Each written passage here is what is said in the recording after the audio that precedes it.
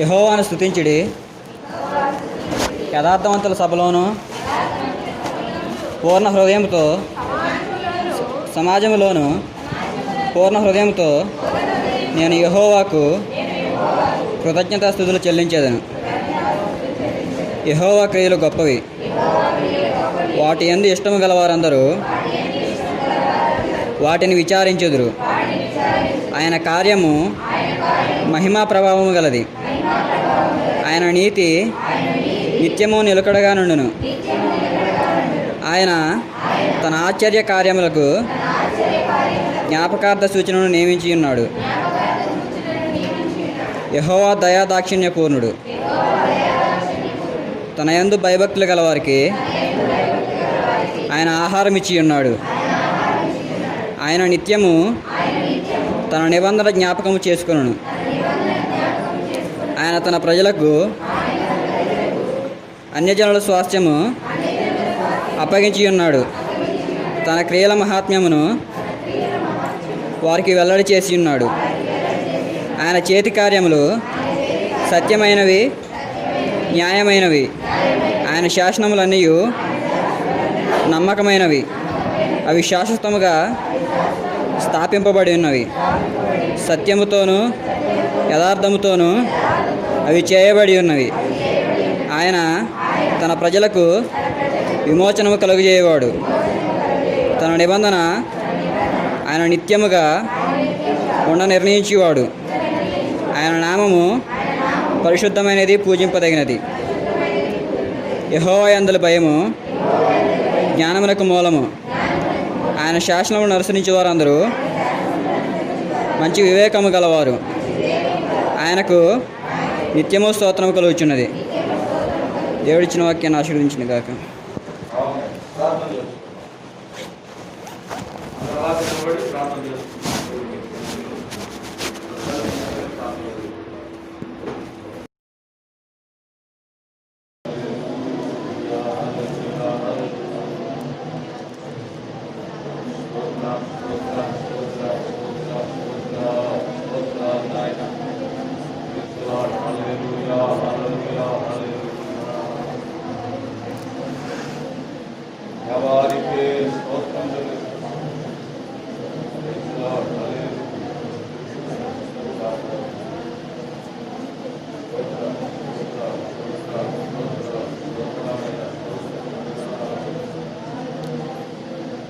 ఎన్ని బాధలున్నాను, ఇబ్బందులెదురైనను,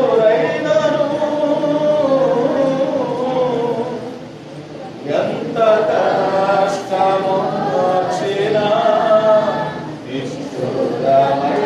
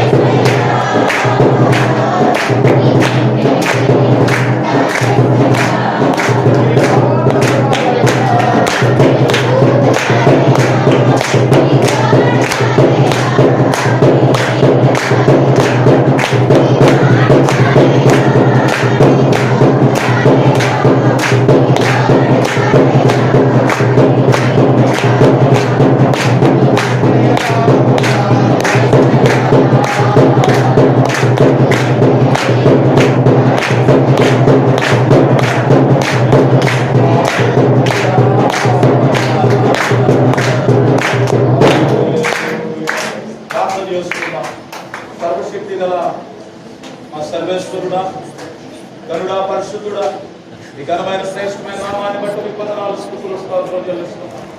నీ ఉచితమైన కృప కొరకై స్తోత్ర.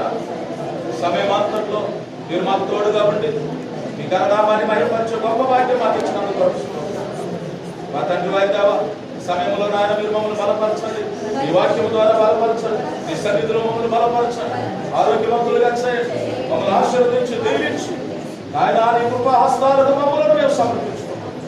ఈ ఆరాధన అంతట్లో తోడుగా ఉండి మహిమ పొందండి. ఈ భయంకరమైన దినాల్లో దేవా మీరు మమ్మల్ని కనికరిస్తున్నాము కొరకు స్తోత్రాలు.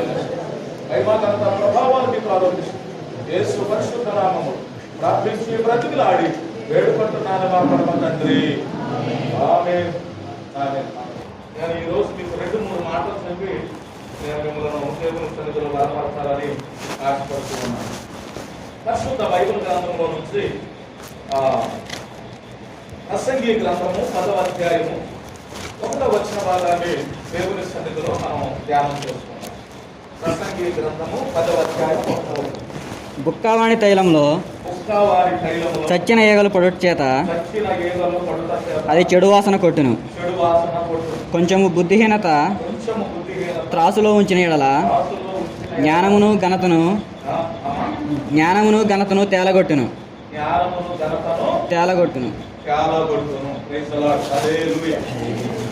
మంచిది. జాగ్రత్తగా దేవుని యొక్క మాటలో మనం వెళ్ళి నేర్చుకున్నప్పుడు కదా దేవుని యొక్క వాక్యాన్ని.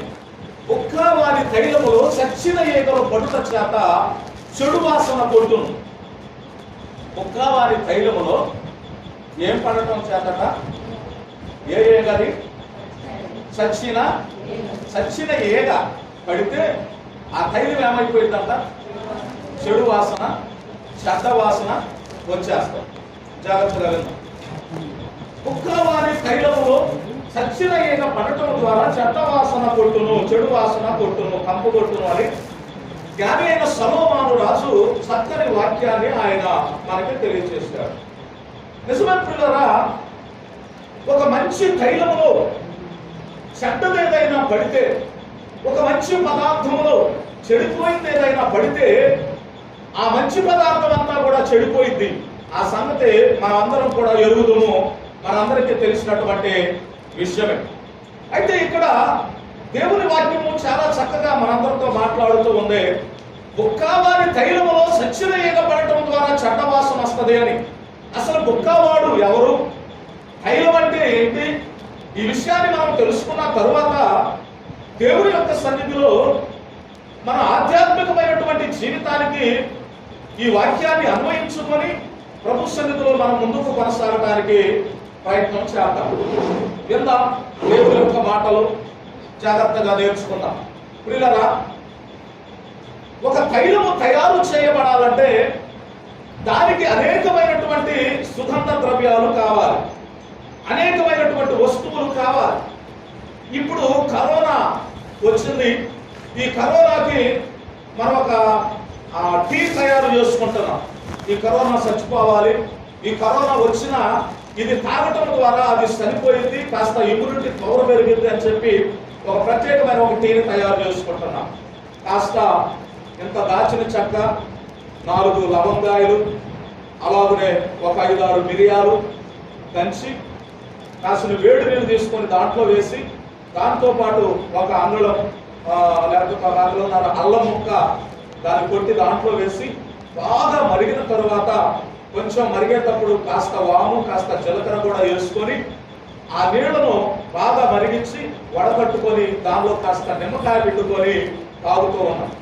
దాంతో పాటు కాస్త టీ పొడి కూడా మనం వేసుకుంటున్నాం. ఇంకా అవసరమైతే కొంచెం కటిక బెల్లం కానీ తాటి బెల్లం కానీ కొంచెం వేసుకొని దాన్ని కాసుకొని తాగుతున్నాం. ఇప్పుడు మన కేసీఆర్ అల్లుడు, ఆయన పేరు ఏదో ఉంది, ఆయన గారు కూడా ప్రతి సెంటర్కి, ప్రతి పట్టణానికి ఒక 2 సెంటర్లు ఇలాంటి టీ ఇచ్చే సెంటర్లు ఏర్పాటు చేస్తూ ఉన్నారు. ఎందుకంటే వేడి నీళ్లు తాగటం ద్వారా గొంతులో ఉన్నటువంటి ఇవన్నీ పోతాయి, జలుబు, దగ్గు, జ్వరం ఇవి రాకుండా ఉంటాయని చెప్పి ఈ కషాయాన్ని తయారు చేసుకొని ప్రతి ఇంట్లో కూడా ఈ కషాయాన్ని ప్రతి గృహంలో కూడా తయారు చేసుకుంటున్నారు, తాగుతూ ఉన్నారు. ఇది మనందరం తెలియనటువంటి విషయం. ఇప్పుడు తైలము తయారు చేయాలి అని అంటే, ఈ బుక్కవాడు తైలము తయారు చేయాలంటే ఈ తైలానికి కావలసిన అనేకమైనటువంటి మంచి సుగంధముతో కూడిన పరికరాలు, పనిముట్లన్నీ తీసుకొని రావాలి. వాటన్నింటిని ఒక చాట సమకూర్చాలి. వాటన్నింటినీ సమకూర్చిన తరువాత ప్రభువులతో మిక్కిలి ప్రియులరా, వాటన్నింటినీ కూడా కొట్టి దంచి చక్కగా ఒక తైలాన్ని తయారు చేసి ఆ తైలాన్ని ప్రజలకు అందించడానికి ఆ బుక్కవాడు ఏం చేస్తాడంటే ప్రయత్నం చేస్తూ ఉన్నట్టుగా మనం చూస్తూ ఉన్నాం. ఇప్పుడు బుక్కవాడు దేవుడు సృష్టికర్త అయితే, ఈ తైలము కనుక మనమైనట్లయితే, ఈ సృష్టికర్త అయినటువంటి దేవుడు ఇప్పుడు తైలము అని పిలువబడుతున్నటువంటి దానిని మనుషులతో కనుక మనం పోల్చుకున్నట్లయితే మనందరం కూడా ఆయన ఒక ప్రత్యేకమైన స్థితిలో, స్థానంలో ఆయన మనల్ని తయారు చేసినట్టు మనం చూస్తూ ఉన్నాం. పిల్లగా ఆయన సృష్టి విధానము గొప్పది, ఆయన సృష్టి విధానము చాలా అమూల్యమైనటువంటిది. ఆయన మనల్ని ఒక ప్రత్యేకమైన స్థాయిలో, స్థానంలో ఆయన మనల్ని తయారు చేసుకున్నట్లు చూస్తూ ఉన్నాం. ఒక మనిషిని తయారు చేయడానికి ఆయన ఒక సంకల్పం, ఆయన యొక్క ప్రణాళిక గొప్పది ప్రియులరా. ఆయన మనల్ని ఒక ప్రత్యేకమైన స్థాయిలో ఆయన మనల్ని తయారు చేసుకున్నాం. ప్రియులరా, మనుషుల యొక్క అవయవాలన్నింటినీ కూడా ఆయన ఒక ప్రత్యేకమైనటువంటి రీతిలో తయారు చేసుకున్నట్లుగా దేవుని యొక్క వాక్యంలో మనం చూస్తూ ఉన్నాం. అయితే ఇంత చక్కగా ఆయన మనల్ని తయారు చేసుకున్నాడు, ఇంత చక్కగా మనల్ని ఆయన ఎన్నుకున్నాడు, ఏర్పాటు చేసుకున్నాడు, ప్రత్యేకించుకున్నాడు. అయితే ఈ ప్రత్యేకించబడిన మనలో ఒక సచ్చిన ఈగ పడితే, ఈ ప్రత్యేకంగా తయారు చేయబడినటువంటి ఈ తైలములో ఒక చచ్చిన ఈగ పడితే ఆ తైలము ఎలా చెడిపోతుందో, ప్రత్యేకంగా తయారు చేయబడినటువంటి మనలో చచ్చిన ఈగ లాంటి స్వభావాలు ఏమైనా ఉంటే మనము కూడా చెడిపోయినటువంటి పరిస్థితి మన జీవితంలో వస్తాయి. ఇలా చాలా మందికి చెడిపోయినటువంటి సంగతి తెలియదు. ఎగ్జాంపుల్గా నేను చెప్తాను వినండి. మన ఇంట్లో ఒక ఎలుక చచ్చిపోయింది. ఆ ఎలుక చచ్చిపోయినప్పటి వాసన వస్తుందా? రాదు. 1 రోజు 2 రోజులు అయిన తర్వాత ఆ ఎలుక కాస్త కుళ్ళిపోయి అప్పుడు మనకి చెడు వాసన వస్తుంది 2 రోజుల తర్వాత. ఈ 2 రోజుల తర్వాత వచ్చిన వాసన ప్రియుల ఎలుక వస్తుందా? లేకపోతే ఆ ఇంట్లో ఉన్న మనుషులకు, లేకపోతే విధమైనటువంటి జంతువులకు వస్తుందా? చనిపోయినటువంటి ఎలక్కే వాసన వస్తుందా? దానికి తెలుస్తుందా? తెలియదు. కానీ ఎవరికి తెలిసింది ఆ వాసన? ఆ ఇంట్లో ఉంటుందా మనకి? ఆ ఇంట్లో కూర్చోలేం, ఉండలేం, తినలేం, పడుకోలేం. అబ్బా ఇది ఎక్కడ వచ్చిందిరా, చెడు వాసన వస్తుంది, దుర్గంధం వస్తుంది అని చెప్పి దాని కొరకు మనం ఏం చేస్తామంటే ఎక్కడో జాగ్రత్తగా ఎత్తుకు దాన్ని పారేయడానికి మనం ప్రయత్నం చేస్తాం.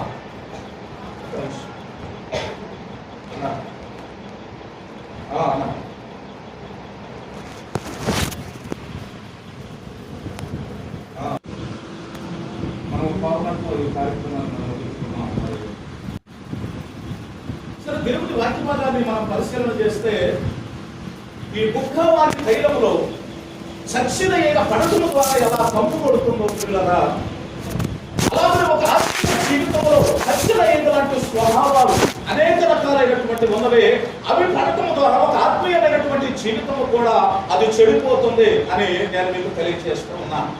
ఈ విషయానికి ఆధారం ఏమిటంటే, ఒక ఇంటిలో ఒక చచ్చిపోయినటువంటి ఏక కనుక లేక ఎలుక కనుక ఉన్నట్లయితే ఆ ఇంట్లో మనుషులమైనటువంటి మనం ఉండలేము, సరిగా తినలేము, పడుకోలేము. ఆ వాసన కొడుతూ ఉంటది. దాని కోసం మనం బాగా ఎక్కడానికి మనం ప్రయత్నం చేస్తాం. ఒక వ్యక్తి యొక్క ఇంట్లో ఆ ఎలుక చచ్చిపోయినప్పుడు పిల్లరా, ఆ చనిపోయిన ఎలుకకి ఆ వాసన రాదు, కానీ ఆ ఇంట్లో ఉన్నటువంటి మనుషులందరికీ కూడా ఆ వాసన వస్తూ ఉంటది. ఎగ్జాంపుల్ గా నేను చెప్తాను. ఇప్పుడు చనిపోయిన ఏక లాంటి స్వభావము నాలో గనక ఉంటే నేను దుర్గంధము కొడతా, చెడ్డ వాసన వస్తా. ఆ వాసన ఎవరికే ఇష్టం ఉండదు, కానీ ఆ వాసన నాకు రాదు. మీకు అర్థమైంది అనుకుంటాను నేను చెప్పేది. ఆ వాసన నాకు రాదు, ఎందుకంటే నేను చనిపోయిన స్థితిలో ఉన్నా కాబట్టి. సచ్చిన ఏకలాంటి స్వభావాలు నా జీవితంలో ఉన్నాయి కాబట్టి చచ్చిపోయిన ఎలుకకు ఎలా వాసన రాదో, నేను కూడా ఏమనుకుంటానంటే నేను బాగున్నా, నేను మంచిగున్నా, నేను మంచి సుగంధపు వాసన వస్తున్నాను నేను అనుకుంటా. కానీ చుట్టుపక్కల పరిసర ప్రాంత ప్రజలకు మాత్రం ఎలా ఉంటుందంటే చెడిపోయినటువంటి వాసన వస్తుంది. ప్రజలందరూ ఏమనుకుంటారు అంటే, అయ్యగారు మాత్రం చెడిపోయాడుగా, అయ్యగారి దగ్గర చెడవాసన వస్తుందిరా, అయ్యగారు సరైనవాడు కాదు, పరిశుద్ధుడు కాదు, ఆయన చాలా చెడిపోయినటువంటి స్వభావం కలిగినటువంటి వాడు ప్రజలందరూ అంటారు. కానీ నేను మాత్రం పైకి బాగానే ఉంటా. కారణం ఏమిటి? సచ్చిన ఈగలాంటి స్వభావము నా జీవితంలో ఉంది. దానికి ఆధారాలు కొన్ని చూపించి నేను దేవుడి యొక్క వాక్యంలో నేను ముందుకు తీసుకొని వెళ్తాను. ప్రియులారా, ఎఫెసీయులకు రాసినటువంటి పత్రిక 5వ అధ్యాయము 2వ వచనాన్ని మనం చదువుదాం. ఎఫెసీయులకు రాసిన పత్రిక 5వ అధ్యాయం. క్రీస్తు మిమ్ములను ప్రేమించి పరిమళ వాసనగా ఉండుటకు తన్ను తాను దేవునికి అర్పణగాను బలిగాను అప్పగించుకున్నాడు. చేతులెత్తి స్తోత్రం చెబుదాం. క్రీస్తు మిమ్ములను ప్రేమించి పరిమళ వాసనగా ఉండటానికి తన్ను తాను బలిగా అర్పణగా అర్పించుకున్నాడు. ప్రభునందు మిక్కిలి ప్రియులారా, చెడిన మనల్ని కడగటానికి, ప్రియులారా దుర్గంధ వస్తున్న మనల్ని పరిమళ వాసనగా తయారు చేయడానికి ప్రభు అయిన యేసుక్రీస్తు వారు ఈ లోకానికి వచ్చి తన్ను తాను బలిగా అర్పణగా తన్ను తాను అర్పించుకున్నాడు. యేసుక్రీస్తు ప్రభువు వారు ఈ లోకానికి రాకుండా, ఆయన చనిపోకుండా, మరణించకుండా, ప్రాణం పెట్టకుండా ఉన్నాడు అనుకోండి పిల్లరా, మనం అందరము కూడా చెడ్డ వాసన, దుర్గంధపు వాసనలో మనం ఉండేవాళ్ళం. పాపములో శాపములో మనం ఉండేవాళ్ళమే. కానీ ప్రభు అయినటువంటి దేవుడు ఆ పాపము నుంచి, శాపము నుంచి విడిపించడానికి ఆయన ఈ లోకానికి వచ్చి పిల్లరా చెడు వాసన నుంచి మనల్ని విడిపించి మనల్ని పరిశుద్ధులుగా చేయడానికి, పిల్లరా పరిమళ వాసనగా చేయడానికి ఆయన తన్ను తాను బలిగా అర్పణగా తన్ను తాను అర్పించుకున్నాడు. వింటున్నారా? దేవుని వాక్య భాగాన్ని మనం పరిశీలన చేస్తూ ఉంటే బుక్కవాని తైలములో చచ్చిన ఈగ పడుట ద్వారా ఆ తైలము చెడిపోయిన వాసన వచ్చును కదా. ఇప్పుడు తైలము మనమే. మనలో ఏ చెడ్డ స్వభావం ఉంది పరిశీలన చేద్దాం. చూడండి, మొదటి రాజుల గ్రంథము 11వ అధ్యాయము 4వ వచనం. మొదటి రాజుల గ్రంథము 11వ అధ్యాయము 4వ వచనం. మొదటి రాజుల గ్రంథము 11వ అధ్యాయము 4వ వచనం. సొలొమోను వృద్ధుడైనప్పుడు అతని భార్యలు అతని హృదయమును ఇతర దేవతల తట్టు చెప్పగా అతని తండ్రి అయిన దావీదు హృదయము వలె అతని హృదయము దేవుడైన యెహోవా యందు యథార్థముగా లేకపోయింది, యథార్థము కాకపోయింది. వినాలి. జ్ఞాని అయిన సొలొమోను రాజే ఈ ప్రసంగి గ్రంథాన్ని రాశాడు. సామాన్యుడు కాదు ఆయన, దేవుడి యొద్ద నుంచి జ్ఞానాన్ని పొందుకున్నవాడు. ఆ 11వ అధ్యాయం మొదటి నుంచి చదివితే ఆయన చరిత్ర అంతా మనకు తెలిసిపోయింది. ఎంత మంచోడో, మంచి బుద్ధి కలిగినోడో ఆ 11వ అధ్యాయం రాజుల గ్రంథం 11వ అధ్యాయం మొదటి నుంచి చదివితే మనకు అర్థమైపోయింది. తర్వాత చదువుతున్నారు మీరు. పిల్లరా, ఈ సొలొమోను రాజు ముఖావాని తైలములో సచ్చిన పట్టణం ద్వారా కమ్ము కొట్టుదని మాట్లాడుతున్నటువంటి సొలొమోను ఆమె ఎంత బుద్ధిహీనుడో దేవుని యొక్క వాక్యంలో మనకు అర్థమవుతుంది. ఇప్పుడు సొలొమోను అంట అతడు వృద్ధుడైనప్పుడు అతని భార్యలు అతని హృదయములట దేని వైపు తిప్పారట?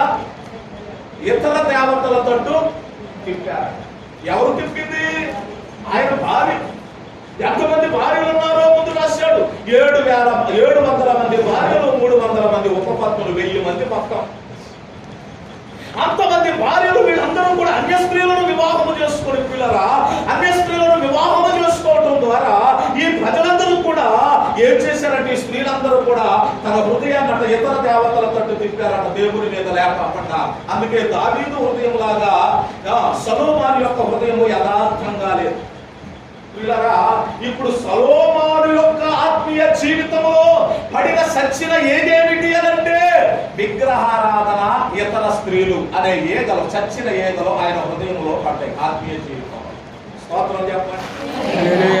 ఈ రోజు ఆత్మీయంగా రక్షించబడిన ఒక పురుషుడు తన హృదయంలో చచ్చిన ఏగలాంటి స్త్రీలు పడ్డారా? ఆత్మీయంగా రక్షించబడిన స్త్రీల యొక్క హృదయాలలో చచ్చిన ఏగలాంటి పురుషులు ఉన్నారా? ఉన్నట్లు అయితే నీ జీవితం దుర్గంధము కొట్టింది, చెడ్డ వాసన వచ్చేస్తుంది నీ జీవితంలో. అసహించుకునే పరిస్థితులు వస్తాయి, చీదరించుకునే పరిస్థితులు వస్తాయి. బుక్కావాది తైలములో చచ్చిన ఏగ పడితే తైలం ఎంత చెడ్డ కప్పు కొడుతుందో పురిలారా, నీ ఆత్మీయ జీవితం చెడ్డ కప్పు కొట్టడానికి గల బలమైన కారణం ఏమిటంటే నీ ఆత్మీయ జీవితంలో అన్య స్త్రీలు రావటమే, నీ ఆత్మీయ జీవితంలో విగ్రహారాధన నువ్వు కలిగి ఉండటమే, నీ ఆత్మీయ జీవితంలో పనికి మారిన స్వభావమును నీ హృదయంలో ఉంచుకోవటం వల్ల నీ ఆత్మీయ జీవితం దుర్గంధపు వాసన వస్తుంది. సొలొమోను చాలా మంచివాడు, జ్ఞానము కలిగిన వాడు, ప్రభు దగ్గర నుంచి పరలోకపు జ్ఞానాన్ని పొందుకున్నవాడు. సొలొమోను సామాన్యమైన వాడు కాదు. అలాంటి సొలొమోను తన జీవితంలో ఏమిటి చచ్చిన ఏగలు తన జీవితంలో పడేసుకుంటూ ఉన్నాడు. దేవుని సేవకుడుగా ఈ రోజు నేను మీతో మాట్లాడుతూ ఉన్నా.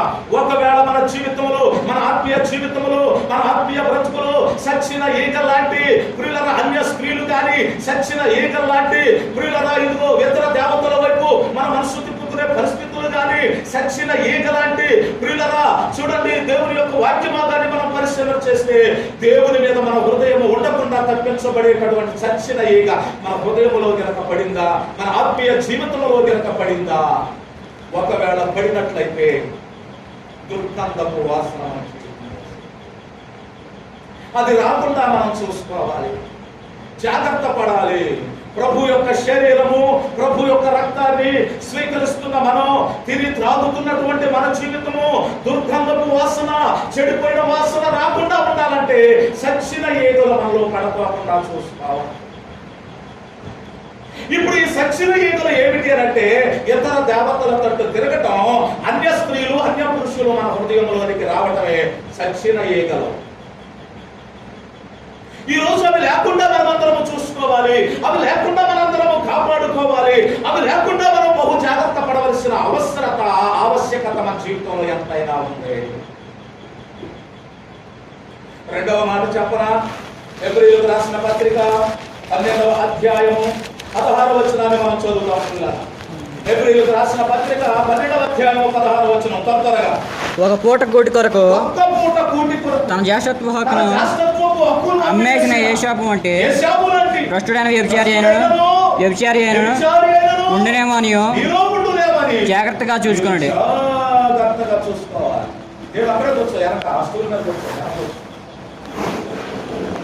పిల్లలు వినండి దేవుని వాక్యాన్ని. రెండవ సచ్చిన ఏది ఏమిటంటే తిండి. తిండిపోతుతనం ఆత్మీయ జీవితంలో ఒక సచ్చిన ఏగ. ఎడ్వర్డ్ విలియమ్స్ గారికి వాళ్ళ అమ్మ చెప్పిందంట ఒక రోజు. ఎవరు చెప్పిందంటే, ఆమె పక్షవాతం వచ్చింది, సాగు బ్రతుకుల మధ్యలో మరణపు అంచుల్లో చివరి దినాల్లో ఉంది. చివరి దినాల్లో ఉన్నప్పుడు ఆ కొడుకును పిలిచి, ఎడ్వర్డ్ విలియమ్స్ గారిని పిలిచి ఆ తల్లి చెబుతుందంట. ఎడ్వర్డ్ విలియమ్స్ అని కొడితే మీకు యూట్యూబ్ లో ఎక్కడ చూసినా అన్న మెసేజ్లు బాగా వస్తాయి. చాలా ప్రజలను ఎంకరేజ్ చేసేటటువంటి మాటలు, ప్రజలను ప్రోత్సాహపరిచే మాటలు, యవనస్తులను బలపరిచేటటువంటి మాటలు దొరుకుతాయి, బ్రతికించే మాటలు దొరుకుతాయి ఆయన దగ్గర, ఎడ్వర్డ్ విలియమ్స్ గారి దగ్గర. చాలా ఆత్మీయుడు పిల్లలు అండి. ప్రపంచంలో మన భారతదేశంలో ఉన్న కొంతమంది డబ్బున్న వాళ్ళు ఆయన కొన్ని డబ్బులు లక్షల రూపాయలు పోగు చేసి విదేశాల్లో ఆయన బైబిల్ గ్రంథాన్ని మొత్తం చదవడానికి, ట్రైనింగ్ చేయడానికి సహాయం చేశారు. ఆయన ఇప్పుడు ప్రపంచ అన్ని దేశాల్లో ఆయన తిరుగుతూ సువార్త ప్రకటిస్తున్నారు. అమ్మ చెప్పిందంటారే, నేను చచ్చిపోయేసరికి నువ్వు సుమారు 50 దేశాలు తిరిగి దేవుని సేవ చేస్తావని చెప్పింది. ప్రియుల చెబుతూ, నువ్వు సేవకు వెళ్ళేటప్పుడు, నువ్వు సేవలోకి వెళ్ళేటప్పుడు నువ్వు చేయాల్సినటువంటి పని ఒకటి ఉంది. అది ఏమిటి అంటే, నువ్వు కడుపు నిండా ఎప్పుడు భోజనం చేయొద్దు అని చెప్పింది. కడుపు నిండా ఎప్పుడు భోజనం చేయొద్దు, సగం ఆకలితో ఉండాలి అని చెప్పింది. ప్రియుల మాంస ప్రియులు ఉంటారు, ఏశావు లాగా. ఏశావు ఏ రోజు కూడా మాంసం లేకపోతే, ముక్క లేకపోతే ముద్ద దిగదు. ఆయన జీవితం అలాంటిది. ఎప్పుడు అడవిలోకి వెళ్ళటం, ఏ గుడ్డేరునో లేకపోతే ఏ పొట్టేరునో దేన్నో ఒకదాన్ని ఆ వేటాడటం, తీసుకొచ్చుకోవటం, ఏ పక్షినో దేన్నో ఒకదాన్ని వండుకోవటం, తింటాం. ఇది ఏశావు యొక్క పరిస్థితి. అయితే ఇప్పుడు ఒకరోజు ఏశావు ఏం చేశాడంటే, అడవిలోకి వెళ్ళాడు. అడవిలోకి వెళ్ళి వేటాడాడు. ఎక్కడ తిరిగిన ఒక జంతువు కానీ ఒక పక్షి కానీ తనకు పడలేదట. బాగా తిరిగి తిరిగి తిరిగి తిరిగి అలసిపోయి ఆకలితో ఇంటికి వచ్చేసరికి తన తమ్ముడు అయినటువంటి యాకోబు చిక్కుడుకాయ కూర వండుకొని తింటున్నాడట. చిక్కుడుకాయ కూర వండుకుంటున్నప్పుడు తనకు ఆకలేసింది కదా, తమ్ముడు దగ్గరికి వెళ్ళాడు. అరే యాకోబు, బాగా ఆకలేస్తుందరా, కాస్త అన్నం పెట్టరా, ఆ కూర ఏదో బాగుంది, నాకు కొంచెం పెట్టరా అని అంటే ఆ తమ్ముడు అన్నాడట, అన్నం పెడితే నాకేం వస్తుంది, నాకేంటి లాభం అన్నాడు. నేను వండుకున్నా, కష్టపడి చిక్కుడుకాయలు కోసుకొచ్చుకున్నా, కూర వండుకున్నా, అన్నం వండుకున్నా, ఈ అన్నం నీకు పెడితే నేను వండుకున్నాను, నాకేంటి లాభం అన్నాడట. ఒరే, నా ప్రాణం పోతుందిరా, లాభాలు నష్టాలు ఇప్పుడు ఆలోచించే సమయం కాదు, నా ప్రాణం పోతుంది, కాస్త పెట్టరా బాబు అన్నాడట. ఓకే అన్న, నువ్వు అన్నట్టుగా అన్నం పెడతా, నీకు కావాల్సిన అన్నమే కాబట్టి అన్నం పెడతా, అన్నం తిను, కానీ నాకు నీ జ్యేష్ఠత్వాన్ని ఇవ్వాలి. ఇక నువ్వు ఈ రోజు నుంచి నువ్వు పెద్దోడు కాదు, జ్యేష్ఠ భాగం నీకు ఉండదు. జ్యేష్ఠ భాగం నాకే, ఇక పెద్దలకు నాకే, తండ్రి స్వాస్థ్యంలో భాగము నాకే, నువ్వు ఇది చిన్నోడిదే ఇక నా దృష్టిలో అన్నట్టుగా అతడు చెప్పేశాడు. చెప్తే ఓకే, జ్యేష్ఠవాదం సంగతి తర్వాత, జ్యేష్ఠత్వం సంగతి తర్వాత దేవుడు ఎరుకో. కాబట్టి జ్యేష్ఠత్వం కావాలంటే నువ్వే తీసేసుకోరా బాబు, నాకు మాత్రం అన్నం పెట్టు, నాకు ఆకలి అవుతుంది, నేను చచ్చిపోతాను. అన్నయ్య, అంత తొందరగా పెట్టమంటే పెట్టను, నీకు అన్నం పెడతా, జ్యేష్ఠత్వం ఇస్తానన్నా, మాట తప్పుతువో మరి మాట మీద నిలబడుతున్నా నాకు తెలియదు కాబట్టి చిన్న పరీక్ష పెడతా. యెహోవా జీవము తోడని ప్రమాణం చేయి, ప్రమాణం చేస్తేనే నేను నీకు అన్నం పెడతాను. చూడండి, తోడ పుట్టినోడు ఒక తల్లి కడుపులో పుట్టినటువంటి వాడు. పిల్లల ఆలోచన, ఒక తల్లి కడుపులో నుంచి పుట్టినోడు, ఒక తల్లి పిల్లల ఇద్దరిని 9 మాసాలు మోసి కన్నది, కవాలా పిల్లలు పిల్లరా, ఒకరు రక్తం ఒకరు పంచుకొని పుట్టారు, ఒకే తండ్రికి ఒకే తల్లికి జన్మించినటువంటి వారు. కానీ పట్టడు అన్నం కోసం పిల్లరా, పట్టడు వెతుకుల కోసం చిన్నవాడు ఏం చేస్తుందో చూసారా, జ్యేష్ఠత్వం ఇస్తేనే, అది కూడా ప్రమాణం చేస్తేనే పెడతాను అన్నాడు. ఎంత భయంకరమైన పరిస్థితి. ఈ పోరు ఇప్పుడు కాదు ఏమండి, కొన్ని వేల సంవత్సరాల క్రితం ఈ పోరు ఉంది, ఈ పోరాటం ఉంది, ఈ యుద్ధం ఉంది. అదే పోరాటం, అదే యుద్ధం, ఏమండి అదే పోరు ఈ రోజుకి కూడా ప్రపంచంలో కుటుంబాల్లో జరుగుతుంది. అన్నదమ్ముల మధ్య, అక్క చెల్లెల మధ్య, కుటుంబాల్లో ఉంటుంది, లేకపోతే సరే యెహోవా జీవము తోడు, నీ జీవము తోడురా, నా జ్యేష్ఠత్వం హక్కును నీకు ఇచ్చేస్తా, నువ్వు వండుకున్న అన్నం నాకు కాస్త పెట్టు అని అంటే అప్పుడు ఎర్రగా వండుకున్న చిక్కుడుకాయల కూరతో ఆయన అన్నం పెట్టాడు, అలా తిన్నాడు, అయిపోయి. ఎన్ని రోజులు ఉంటుందంటే, ఈ రోజు తింటే రేపు బహిర్భూమికి వెళ్ళిపోయింది. ఒక్క పూట కూటి కొరకు జ్యేష్ఠత్వం హక్కును అమ్మేసుకున్నాడు ఏశావు. వాడిలాగా మీరు భ్రష్టులు అవ్వొద్దు అన్నాడు. ఈయన ఆత్మీయ జీవితం పాడైపోవటానికి, ఏశావు ఆత్మీయ జీవితం పాడైపోవటానికి అతని జీవితంలో పడిన చచ్చిన ఏగ ఏంటంటే తిండి. ఏంటంటే చచ్చిన ఏగ చెప్పలేమా? తిండి తిండి అనేది ఒక సచ్చిన ఈగ. ఈ తిండి అనే సచ్చిన ఈగ ఏ మానవుడి యొక్క జీవితంలో పడుతూ వాళ్ళ జీవితం దుర్గంధం, శబ్దవాసన వచ్చేస్తారు. అందుకే పిల్లగా మీరు తిండిపోతులైన ఎడల మీ గొంతుకకు కత్తి కట్టుకోండి. తిండిపోతులు, తాగుబోతులు సింపులు కూడా ధరిస్తారు, వారు దరిద్రులు అవుతారు. ఏమండి? అందుకే ఎడ్వర్డ్ విలియమ్స్ గారి తల్లి చెప్పిందంట, ఒరే నాయన నువ్వు ఎక్కడికి వెళ్ళినా వాళ్ళు మంచి భోజనం పెట్టినా కానీ నువ్వు సగం ఆకలితో లేకరా, ఆకలి సంపు కడుపు నిండా నువ్వు తింటే సేవ చేయలేవు. ప్రైజ్ ది లార్డ్, హల్లెలూయా. కడుపు నిండా మనం తిన్నా ప్రార్థన చేయలేవు, కడుపు నిండా తిన్నా పని చేయలేవు, ప్రార్థన చేయలేవు. అందుకే పిల్లరా, కడుపు కాలినోడికి పని ఏమిటో తెలుస్తుంది, కడుపు కాలినోడికి ఆకలి భారం ఏమిటో తెలుస్తుంది, కడుపు కాలినోడికి పిల్లరా ఈ లోకంలో ఎలా బ్రతకాలో తెలుసు. ఏమండి? అన్నం ఎక్కువైనోడు ఏం చేస్తాడట, తేనె పట్టునైనా తేనెనైనా తొక్కేస్తాడట. వాడికి తేనె కూడా ఎక్కసం అయిపోయిందట. బాగా కడుపు నిండినోడికి తేనె పెట్టండి, అది కూడా తినలేడు వాడికి. కానీ కడుపు కాలినోడికి పచ్చడేసి అన్నం పెట్టండి, కానీ వాడికి పచ్చి పులుసు చేసి అన్నం పెట్టండి, కడుపు నిండా తింటాడు. దేవానికి స్తోత్రం అని దీవిస్తాడు. అందుకే పిల్లరా, భోజనం చేయాలి. ప్రతి మనిషికి ఆకలి ఉంది, భోజనం చేయాలి. మనం చేయకపోతే చచ్చిపోతాం, నీరసం వచ్చేస్తుంది, పని చేసుకోలేము. కాబట్టి భోజనం చేయాలి. కానీ చెప్పండి, అధిగమించినటువంటి భోజనం చేయొద్దు, అప్పులో చేసి భోజనం చేయొద్దు. పిల్లరా, ఉన్నదానితో తృప్తి పడేటటువంటి సంసారాలు, కుటుంబాలు, జీవితాలు కావాలి. ప్రైజ్ ది లార్డ్, హల్లెలూయా. అతనోడు పక్కలో ఉండాలని మనం కూడా వండుకోని అవసరం లేదు. అతనోడు చికెన్ మటన్ తెచ్చుకున్నారని మనం కూడా తెచ్చుకొని అక్కర్లేదు. ఉన్న దాన్ని ప్రార్థన చేసుకొని పరిశుద్ధపరచుకొని తిను. దేవుడు నిన్ను దీవిస్తాడు, దేవుడు నిన్ను ఆశీర్వదిస్తాడు. ఇప్పుడు ఒక ఆధ్యాత్మికమైన జీవితంలో పడుతున్న రెండవ సచ్చిన ఈగ ఏమిటంటే తిండి. చెప్పండి, రెండవ సచ్చిన ఈగ తిండి. ఒకవేళ భోజనం మీద మనకు ఎక్కువగా ఆశ కనుకుంటే దాన్ని చదువుకోవాలండి. మూడవ మాట చెప్పి నేను మీకు ప్రతిఫలిస్తాను. మళ్ళీ వచ్చే వారం ఈ వాక్యాన్ని మనం కంటిన్యూ చేసుకుందాం. యాకోబు పత్రిక 5వ అధ్యాయం 1వ వచనం. యాకోబు పత్రిక 5వ అధ్యాయం 1వ వచనం.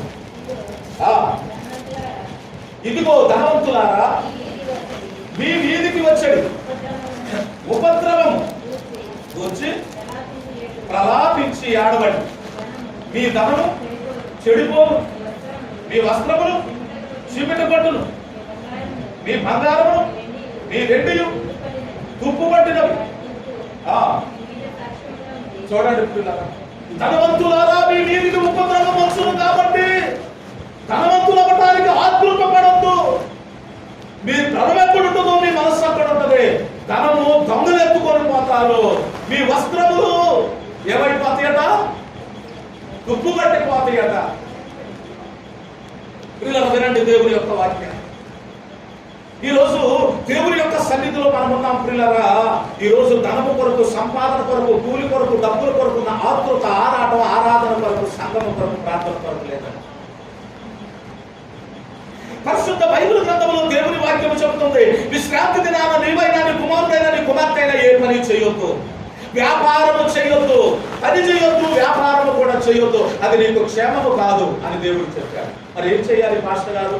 లాక్డౌన్, ప్రార్థన పెట్టొద్దు అన్నారు. ఇంట్లో ఉన్నాం, మరి ప్రార్థన చేయకపోకుండా, ప్రార్థనలో ఉండకపోకుండా, పనికి వెళ్ళకుండా మమ్మల్ని ఏం చేయమంటాం? నువ్వు ఇంట్లోనే కూర్చోవాలి, బైబిల్ చదవాలి, ప్రార్థన చేసుకోవాలి, పనికి వెళ్ళడానికి వీల్లేదు. ఓకే, ప్రార్థన పెట్టొద్దు అన్నారు, నీకు సమయం కుదురుద్ది. ఏమండి, ఉదయం లేచిన దగ్గర నుంచి రాత్రి పడుకునే తరగతి ఏమండి, ఆదివారం ఏ గంట నీకు, ఏ అరగంట నీకు సమయం ఉండదు. పొలవమంటూ అందరు రాకపోయినా ఎవడో ఒకళ్ళు వచ్చి కాస్త ప్రార్థన చేసుకొని వాక్యం చదువుకొని వెళ్ళవడదా ఒక 10 నిమిషాలు. అందరూ వచ్చి చేస్తేనే ఆరాధన. ఏమండి,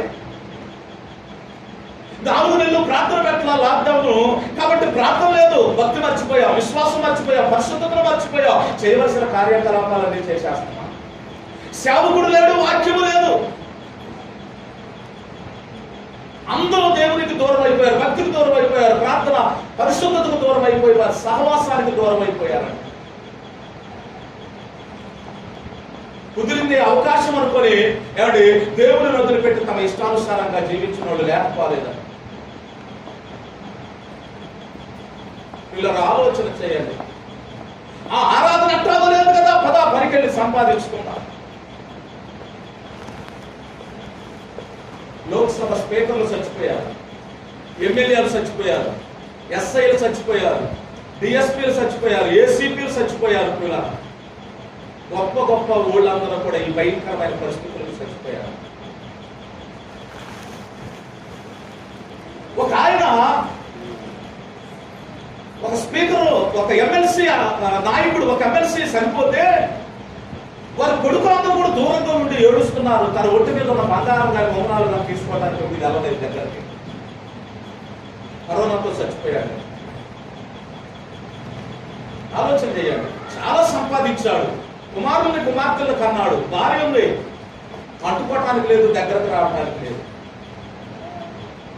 మరి ఏం చేశాడు? ధనమంతా, ఆ డబ్బంతా వెళ్తా తీసుకెళ్తామా? అందుకే దేవుడు చెబుతున్నాడు, పిల్లరా ధనవంతులారా మీ మీదకి ఉపద్రవం వస్తుంది. వస్తుంది కాదు, వచ్చేసింది. నేనేమంటానో చెప్పనా?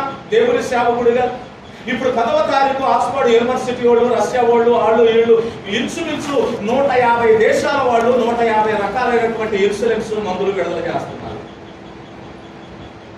150 రకాల మందులు, 150 రకాల ఇన్సులిన్స్ తయారు చేస్తున్నారు, పంపిస్తారు. ఒకవేళ అవి వస్తాయి, మన రోగాన్ని తగ్గించి మనల్ని బాగు చేస్తాయా, బ్రతికిస్తాయా? ఒక్క మాట ఆలోచిద్దాం. జ్వరం అనేది తెగులు వచ్చింది, అది ఇప్పుడు కాదు, ఎప్పుడో వచ్చింది జ్వరం. ఇప్పుడు జ్వరాలు రావట్లేదా? జ్వరాలు పూర్తిగా తగ్గిపోతున్నాయా? ఈరోజు జ్వరం వచ్చిన వాళ్ళు లేరా? జ్వరం వచ్చిన వాళ్ళు ప్రపంచంలో లేరా? డెంగ్యూ రావట్లేదా? చికెన్గున్యా రావట్లేదా? మలేరియా రావట్లేదా? టైఫాయిడ్ రావట్లేదా? ఎబోలా రావట్లేదా? ఏడు రావట్లేదా రోగాలు? మందు కనుక్కున్నారు కదా, రోగాలు లేవా? కరోనా కూడా వచ్చింది, మందులు కూడా వస్తాయి. ఇక రాదా? వస్తుంది. దగ్గరకు వచ్చింది, పక్కలోకి వచ్చేసింది. అందరికీ వచ్చాము. కానీ సేవకుడుగా నేను ఏమంటానో తెలుసా? కరోనా వచ్చినా తప్ప రాకపోయినా తప్ప. హల్లెలూయా. వాస్తవా కాదా? నేను ఎక్కడే ఉంటా గూడు కట్టుకొని నేనే మీకు ప్రతిరోజు నేనే దళారాధన ఇయ్యాలి నేను మీకు అని నేను అనుకుంటే అది కుదరదు. నేనే మీకు వాక్యం చెప్పాలనుకుంటే కుదరదు. ఓరే జయరాజు, నీ పని అయిపోయిందిరా, ఈ కరోనాతో నువ్వు చచ్చిపో, లేకపోతే ఈ రోగంతో నువ్వు చచ్చిపో అంటే నేను చచ్చిపోవాల్సిందే, ప్రభు దగ్గరికి వెళ్ళాల్సిందే. ఏంటి నా సంఘమయ్యా, నేను బల్లారాధన ఇయ్యాలయ్యా, నేను వాక్యం చెప్పాలయ్యా, అప్పుడే నేను ఎలాగయ్యా అంటే మీరు కుదరదురా ఇంకా అన్నాడు అనుకో, నేను చేసేదేమో ఎన్ని మందులు వచ్చినా కుదరదు. జిఎంసి బాలయోగి లోక్సభ స్పీకర్ చేశాడు.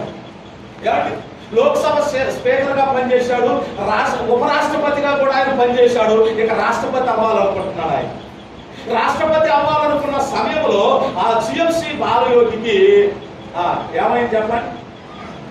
జిఎంసి బాలయోగి గారు, కృష్ణకాంత్ గారు, కృష్ణకాంత్ అనే ఆయన లోక్సభ స్పీకర్ చేసి ఆయన ఉపరాష్ట్రపతిగా పనిచేశాడు. ఇక రాష్ట్రపతి అయ్యేటటువంటి ప్రమోషన్ లో ఉన్నాడు.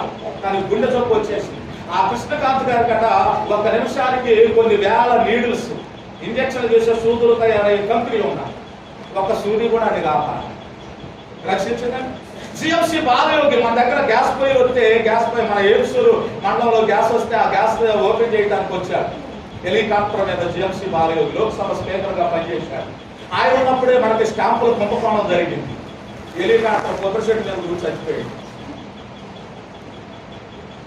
ముఖ్యమంత్రి గారు ఎన్టీ రామారావు అందరికీ తెలుసు కదా, గుండె జబ్బు వచ్చి చచ్చిపోయాడు. డబ్బు లేదా?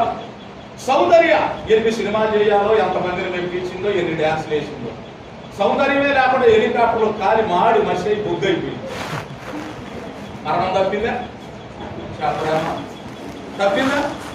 మరణమును తప్పించుకోగలిగిన వాడు మహోన్నతుడైన దేవుని కుమారుడైన యేసుక్రీస్తు ప్రభువే చచ్చిపోయాడు. హల్లెలూయా. ప్రియులారా, అయితే దేవుని సేవకుడిగా నేను చెప్పేది ఏంటంటే మన ఆత్మీయ జీవితంలో ప్రియులారా సచ్చిన ఈగ లాంటి అన్య స్త్రీలు రాకూడదు. మన ఆత్మీయ జీవితంలో ప్రియులరా సచ్చిన ఈగ లాంటి ఇతర దేవతలు దేవుళ్ళు రాకూడదు. మన ఆత్మీయ జీవితంలోనికి ప్రియులరా తిండనేటటువంటి సచ్చిన ఈగ మన ఆత్మీయ జీవితంలో పడకూడదు. మన ఆత్మీయ జీవితంలో డబ్బు ధనం అనేటటువంటి సచ్చిన ఈగ పడొద్దు. డబ్బు రక్షించదు, డబ్బు కాపాడదు, డబ్బు కనికరించదు. ఈ రోజు ఉంటుంది మన దగ్గర, రేపు ఇంకొకటి దగ్గర ఉంటుంది. ఈ రోజు 1000 రూపాయలు ఉంటే మనల్ని మునిపిస్తుంది. ఈ 1000 రూపాయలు రేపు ఉండవు, ఇంకొకటి దగ్గరికి వెళ్ళి ఆడి మునిపించింది, మనల్ని ఏడిపించింది ఈ డబ్బు. అందుకే ధనము కొరకు నువ్వు ఆతృత పడొద్దు, ధనము కొరకు పరిగెత్తొద్దు, ధనము సంపాదించాలని ప్రార్థన లేదు, పనికెళ్ళవద్దు. అది నిన్ను రక్షించదు, అది నీ వెంట రాదు, అది నిన్ను కాపాడదని దేవుని సేవకుడుగా నేను నీకు తెలియజేస్తాను. ధనం అనేది ఒక సచ్చిన ఏగ, డబ్బు ఆశ అనేది ఒక సచ్చిన ఏగ. ఉండాలి, డబ్బు అనేది ఉండాలి, ఆశలోదు, సంపాదించుకో, కష్టపడు. కానీ పిల్లరా ధనాపేక్ష సమస్తమైన కీడులకు కీడు వస్తుంది అంటే దానికి కారణం ఆశే. ఆశే, ఈ ఆశ సావాలి మన జీవితం. ఈ ఆశ మన జీవితంలో సావాలి. సచ్చిన ఈగ లాంటి ధనము అనే ఈ సచ్చిన ఈగ మన జీవితంలో, మన హృదయంలో పడుతుంది. దీని కొరకు నువ్వు పరిగెత్తొద్దు, ప్రభువుని వదిలిపెట్టి, ప్రభువుని విడిచిపెట్టి. చూడండి మత్తయి సువార్త, దేవుని వాక్యాన్ని మనం చదువుతాం పిల్లగా. మత్తయి సువార్త దేవుని వాక్యంలో నుంచి 6వ అధ్యాయం 19వ వచనం. మత్తయి సువార్త 6వ అధ్యాయం భూమి మీద మీ కొరకు ధనమును కూర్చుకొనవద్దు, ఇక్కడ చిమ్మటియు తుప్పును తినివేయు.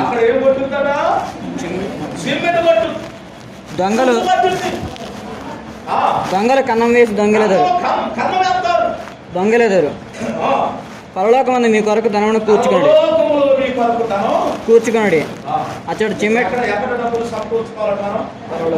పరలోకంలో డబ్బులు సమకూర్చుకోవాలి. పరలోక సంబంధమైన ధనాన్ని మనం సమకూర్చుకోవాలి. భూలోక సంబంధమైన ధనము కాదు పిల్లరా, పరలోక సంబంధమైన ధనం, పరలోక సంబంధమైనటువంటి డబ్బులు మనం సంపాదించాలి. ఆమేన్, హల్లెలూయా. అక్కడ దొంగలు ఉంటారా? అసలు దొంగలకు చోటు ఉంది అక్కడ? అబద్ధికులు ఉంటారా? మోసగాడు ఉంటారా అక్కడ? ఏడు అక్కడ ఎవరికి చోటు ఉంది? అక్కడ ఎవరు ఉంటారు? దేవుని రాజ్యములో యథార్థవంతులు, పరిశుద్ధులు, నీతిమంతులు, యేసుక్రీస్తు రక్తములో కడగబడినటువంటి వారు మాత్రం అక్కడ దొంగలు ఉన్నాయి. అక్కడ బంగారపు వీధుల్లో తిరుగుతాం. దేవుడు మన కొరకు ఏర్పాటు చేయబడిన అంతఃపురాలలో మనం నివాసం ఉంటుంది పిల్లలు. అందుకే దేవుని సేవకుడుగా నేను మీకు తెలియజేస్తున్నా, భూమి మీద ధనము కొరకు మీరు ఆత్రుత పడవద్దు, డబ్బు కోసం ఆత్రుత పడవద్దు. దేవుని సమయం దేవునికి ఇవ్వాలి. హల్లెలూయా. దేవుని సమయం దేవునికి ఇవ్వాలి. దేవుడే చెప్పాడు, ఆయనే 6 రోజులు కష్టపడ్డాడు, 7వ రోజు దేవుడే విశ్రాంతి తీసుకున్నాడు. దేవుడి పిల్లలు కూడా 7వ రోజు ఖచ్చితంగా ఇంట్లోనే ఉండాలి. 7వ రోజు నువ్వు 10వ ఫంక్షన్ ఎక్కువగా పెట్టుకోవద్దు.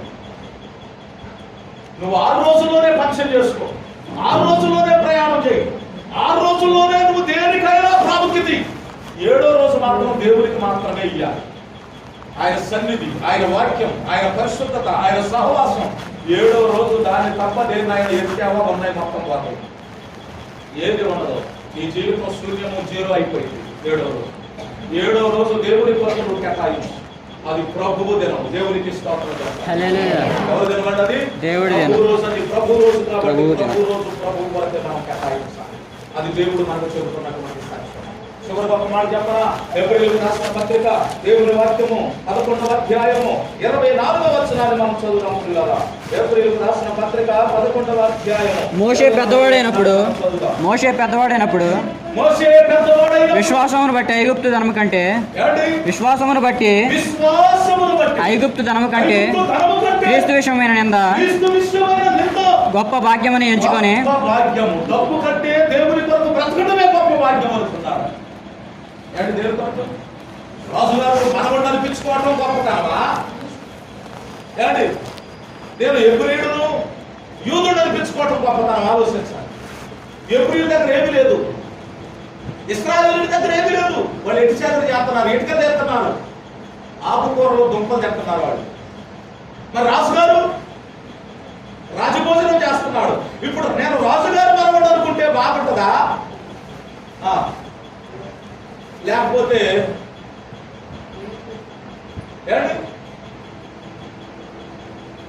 లేకపోతే నేను ఎక్కే మీద కొడుకుని అనుకుంటే బాగుంటుంది.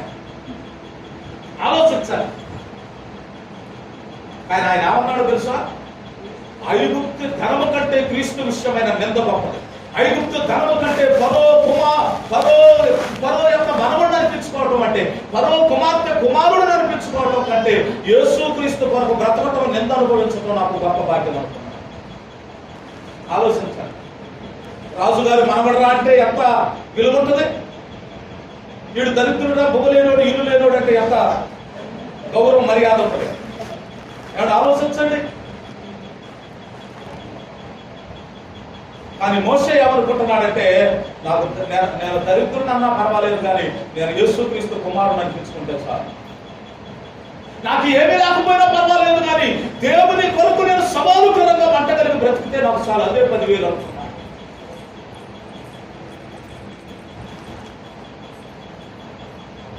ధనము, డబ్బు, పిల్లరా ఇవేమి మన వెంట రావు. కానీ ప్రభు కొరకు మనం బ్రతికి ప్రభు దైవ చిత్తానుసారంగా మనం జీవిస్తే పరలోకపు ఆశీర్వాదం దీవెన మనందరి మీద ఉందని దేవుడు శ్రావకుడుగానే ఒక్కవారి తైలములో చదవండి. ఒక్కవారి తైలములో చచ్చిన వాక్యం ఎక్కడ మళ్ళీ మనం మర్చిపోయాము. అది ఏగలా కామలా ఏగలానా ఏగలా ఏగలేనా ఎన్నేగలు